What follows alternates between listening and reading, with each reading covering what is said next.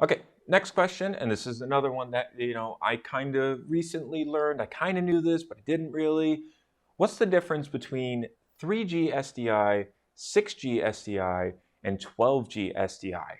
So the main thing is everybody knows, not everybody, but most people know that a 3G SDI cable can go up to 1080, 60 frames per second.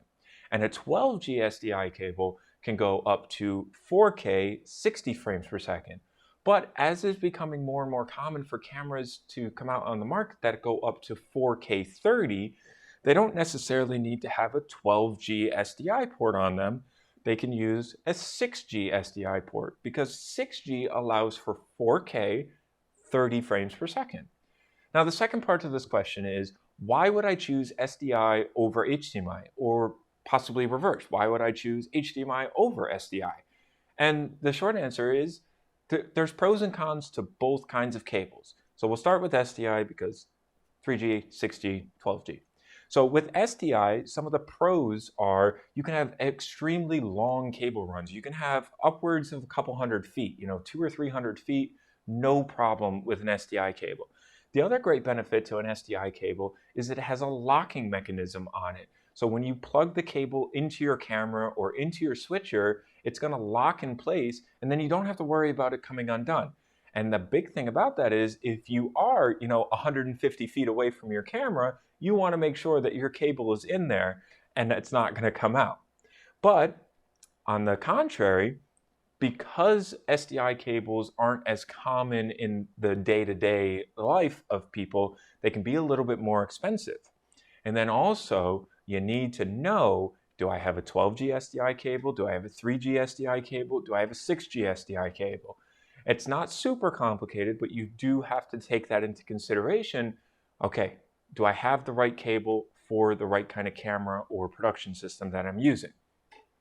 Now, HDMI, on the other hand, also has pros and cons. One of its pros is because it's such a common household item, plugged in, you use HDMI for your TV, your computer, your laptop. Almost every screen device out there on the market in the household is going to be connected via HDMI. So they're extremely common, which, because they're common, makes them inexpensive. The other thing is, for the most part, an HDMI cable will be able to do 4K 60. For the most part, you don't really have to worry about, oh, do I have the gold tipped one? Do I have this one? Do I have that one? For the most part, it's all just marketing. I don't want to say mumbo jumbo, but it's marketing talk. For the most part, any standard HDMI cable will be able to go up to 4K 60, and you don't have to worry about that. Now, there are some downsides to HDMI, though. One of them being you really don't want to run an HDMI cable more than 25, maybe 30 feet, because you'll start to lose quality in your video. Sure, there are extenders or very expensive cables that you can go more than 25. You might be able to get 50 or 75 feet, but that, again, just gets complicated. If you want to do that longer cable run, just go with SDI. The other thing is there's no locking mechanism on an HDMI cord. You can just pull that cable right out of your TV or out of your camera or your monitor or your switcher, and there's nothing preventing that cable from coming out. So that's another downside to HDMI.